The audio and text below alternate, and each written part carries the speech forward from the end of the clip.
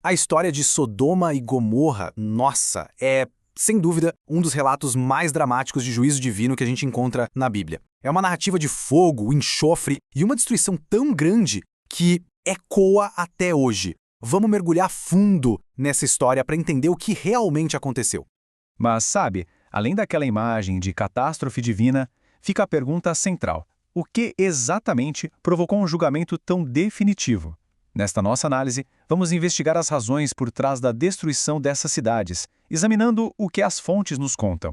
E olha que interessante, tudo começa não com a destruição, mas com uma visita. Um encontro entre Deus e Abraão que, de repente, passa de uma conversa amigável para uma revelação bem assustadora sobre o destino de cidades inteiras. E aqui tem um detalhe fascinante. Deus se pergunta, quase como se pensasse em voz alta: ocultarei a Abraão o que estou para fazer? A resposta é não.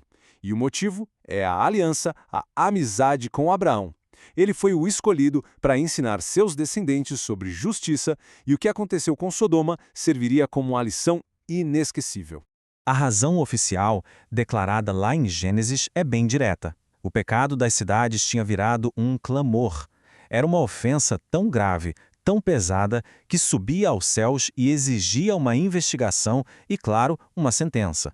É a partir daí que a história muda para um diálogo impressionante entre Abraão e Deus. E aqui, o patriarca não fica só olhando, não. Ele assume um papel ativo. Ele vira um intercessor. O ponto crucial aqui é o argumento que Abraão usa. Ele não apela para a emoção, ele vai direto na teologia. A pergunta dele é poderosíssima. Não faria justiça o juiz de toda a terra? Ele baseia todo o apelo naquilo que ele conhece sobre a justiça perfeita de Deus. Então começa a negociação. Com uma humildade profunda, se reconhecendo como o pó e cinza, Abraão vai insistindo. De 50 para 45, 40, ele vai baixando até chegar em apenas 10 pessoas justas. E a cada passo Deus concorda com toda a paciência. A conclusão aqui é muito clara. A misericórdia de Deus estava ali, disponível. A cidade não foi destruída por falta de piedade, mas porque a maldade era tão absoluta, tão completa, que não havia sequer esse pequeno grupo de justos para preservá-la. Ok, mas que pecado era esse? Tão grave a ponto de não ter nem 10 pessoas justas? Agora a gente vai tentar desvendar a natureza específica dessa iniquidade que provocou um juízo tão severo. A interpretação mais conhecida, a tradicional, aponta para uma degradação moral muito profunda com um foco bem grande na perversão sexual. O ponto alto dessa visão é aquela cena terrível em que os homens da cidade cercam a casa de Ló, exigindo abusar violentamente dos visitantes, que na verdade eram anjos. Acontece que análises teológicas mais aprofundadas, como algumas publicadas na revista Pneuma, propõem uma visão mais ampla. A ideia é que reduzir o pecado de Sodoma só à questão sexual talvez seja uma leitura incompleta da história. E essa perspectiva mais ampla nos dá um contraste bem interessante. De um lado, a visão focada na imoralidade. Do outro, uma interpretação que destaca uma injustiça social que tomou conta de tudo. Arrogância, opressão dos pobres e uma quebra total das leis de convivência e hospitalidade. E essa visão mais ampla não é nova, não. Dá uma olhada nessa citação do profeta Ezequiel. Ele define o pecado de Sodoma de forma explícita, e não em termos sexuais, mas sociais, orgulho, excesso e uma total falta de solidariedade com os mais vulneráveis.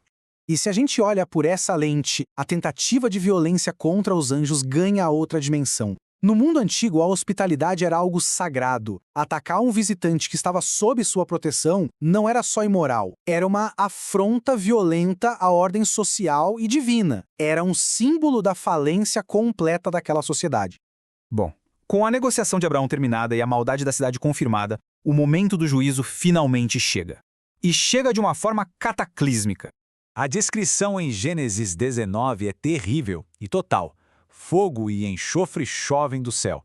As cidades, os moradores e até a vida vegetal daquela planície, que antes era comparada ao jardim do Éden, tudo é completamente aniquilado. No meio dessa destruição toda, só Ló e suas filhas conseguem escapar. Mas a tragédia pessoal da família de Ló não para por aí. A esposa dele desobedece à ordem de não olhar para trás e se torna uma estátua de sal, um símbolo forte do perigo de se apegar ao mundo que já está condenado. A destruição física das cidades foi o fim da história delas, mas foi o começo de um poderoso legado. Sodoma se tornou um símbolo, um alerta que atravessa os séculos. É fascinante ver como o significado de Sodoma foi evoluindo ao longo do tempo. Para os profetas, era um símbolo de injustiça. No Novo Testamento, um exemplo de punição. E hoje, continua sendo uma referência em debates sobre moralidade. O próprio Jesus menciona Sodoma, mas num contexto que surpreende. Ele diz que no dia do juízo vai haver menos rigor para Sodoma do que para as cidades que rejeitaram a mensagem dele. O alerta se volta para a rejeição da salvação. E a relevância dessa história não diminuiu nem um pouco. Muitas fontes hoje traçam paralelos entre a decadência moral de Sodoma e a cultura que a gente vive, vendo na narrativa um chamado urgente ao arrependimento. Então, para resumir, o ponto crucial é este. Seja focando na imoralidade sexual ou na injustiça social, a história de Sodoma é sobre o colapso total de uma sociedade. É o retrato de um lugar onde a degradação dos valores fundamentais se tornou tão profunda que provocou a intervenção divina. Isso nos deixa com uma reflexão fundamental para pensar. O alerta de Sodoma é sobre um pecado específico ou é uma advertência muito mais ampla sobre o que acontece quando uma sociedade inteira se afasta dos princípios de justiça, de hospitalidade e de retidão? A questão, com certeza, continua a ecoar.